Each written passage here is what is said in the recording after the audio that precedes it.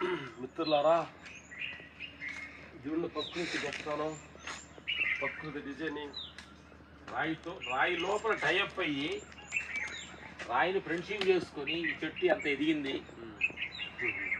అట్లాగే మిత్రులారా, ఈరోజు అనుభవం ఏంటంటే, నిన్న ఈవినింగ్ నేను ఎప్పుడు బయట 6:30కి 7 o'clock అబౌవ్కి బయట కూర్చొని చంద్రుడిని చూస్తూ ధ్యానం చేస్తున్నాను.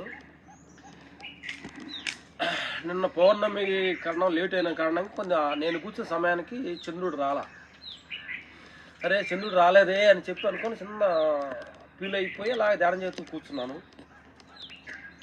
అలాగే నైట్ పడుకున్న తర్వాత నేను కిటికీ పక్కనే నాకెందుకో తెలియకుండా అటు పక్క ఉన్న మనిషిని ఇటు పక్క బొదిలి కళ్ళు తెరవాలనిపిస్తుంది. అంటే ఎవరో నన్ను పిలిచినట్టుగా ఫీల్ అవుతున్నా.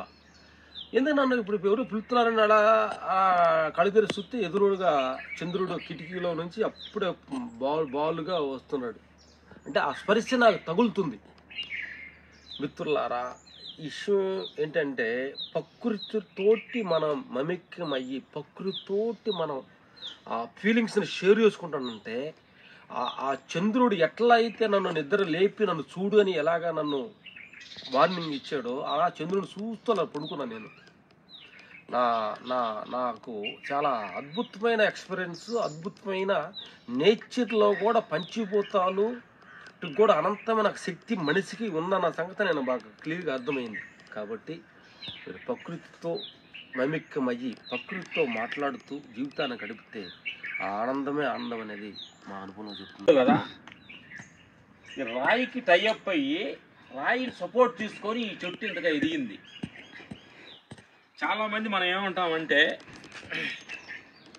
మా ఆయన మంచోడు కాదు, మావిడి మంచిది కాదు, లేకపోతే నాకు నా తండ్రి సపోర్ట్ లేదు, నా యజమాని నాకు సపోర్ట్ లేదు, వాళ్ళు మంచోళ్ళు కాదు, వీళ్ళు మంచోళ్ళు కాదు అని ప్రతిదానికి మనం కొరవ చెబుతూ వాళ్ళు తప్పుడోళ్ళని చెబుతూ ఉండి అసలు మనలో ఉన్న మంచితనాన్ని కోల్పోతున్నాం. అలాగే ఈ రాయి మనకు జ్ఞానాన్ని ఇచ్చింది. ఇలాంటి రాయి సపోర్ట్ తోటి కూడా ఇంత చెట్టు ఎదగొచ్చు అనే సత్యాన్ని ఈ రాయి ద్వారా మాకు జ్ఞానం వచ్చింది. అలాగే నీ పక్క వాళ్ళు ఎలాంటి వాళ్ళైనా పర్లేదు, నీ చుట్టూ ఎలాంటి వాళ్ళు ఉన్నా పర్లేదు, అలాంటి వాళ్ళ మధ్య నుంచి నువ్వు ఎంత ఎదగలిగేవో అంత నీలో గొప్పతనం ఎదుగుతుందనేది, నీలో ఆత్మస్థితి ఎదుగుతుందనేది, అందరు మంచోళ్ళే, అందరు నీకు ఫేవర్గా మాట్లాడి అందరు నీకు అనుకూలంగా మాట్లాడితే అది జీవితం కాదు, అది కిక్కు కాదు. అది ఉదాహరణకి ఏంటంటే, ఒక పేకాట ఆడే మనిషికి మేము ఆడమనుకో, అన్ని ఆడంగానే అన్ని ముక్కలన్నీ కరెక్ట్గా వస్తే అది ఆడేది కిక్కు ఉంటుందా? గేమ్ లేదు, ఎక్స్చేంజ్ లేదు. ముక్క రాకూడదు, ఆ ముక్క తీసుకోవాలి, పెట్టాలి, ఇది రావాలి అది రావాలి అని ఎంత టెన్షన్ పెడుతున్నాడు.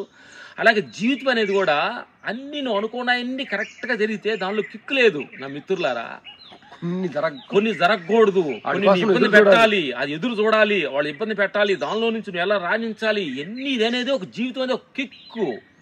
ఆ కిక్కులో నుంచే నిజమైన ఆనందం ఉందనే సత్యాన్ని ఈ ధర్మ ద్వారా తెలుసుకొని చెట్టు ద్వారా మనం తెలుసుకున్నాం. అందుకని ఏది కూడా నీ ఫేవర్గా జరగాలని ఎక్స్పెక్టేషన్ చేయొద్దు, జరిగేదాన్ని నువ్వు ఫేవర్గా చేసుకోవటమే ఈ ఆత్మస్థితిలో మేము వెళ్తున్న ఆత్మస్థితిలో ఇది సత్యాన్ని.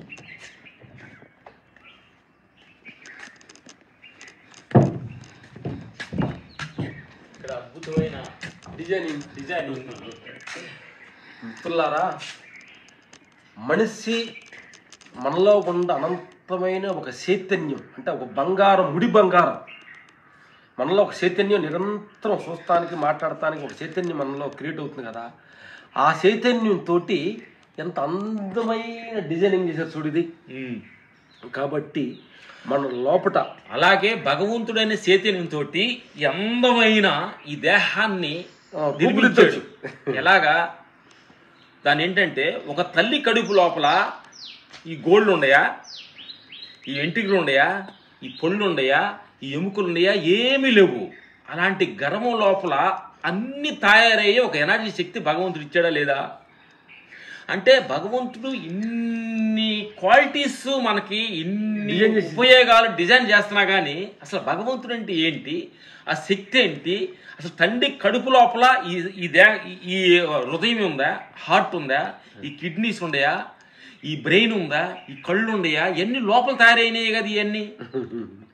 అలాంటి అద్భుతమైన శక్తి మన లోపల, ఈ దేహం లోపల ఒక శక్తి ఉంది. ఆ శక్తి భగవంతుడి విశ్వం ద్వారా ఎన్నో అద్భుతాలు జరుగుతున్నాయి. అందుకని ప్రతి మనిషి కూడా ఈ శక్తి గురించి తెలుసుకోవాలి. ఎందుకనంటే మనం ఎన్ని శక్తులు తయారు చేస్తున్నాము, ఇవన్నీ శక్తులన్నీ మనం తయారు చేసినవి, మనం చేసిన ఒక శక్తి అనేది ఒకటి ఉందనేది గుర్తించకపోతే ఈ శక్తికి ఆలివిషయం లేదని సత్యాన్ని తెలుపుకుంటూ సెలవు తీసుకుంటున్నాం. Thank you.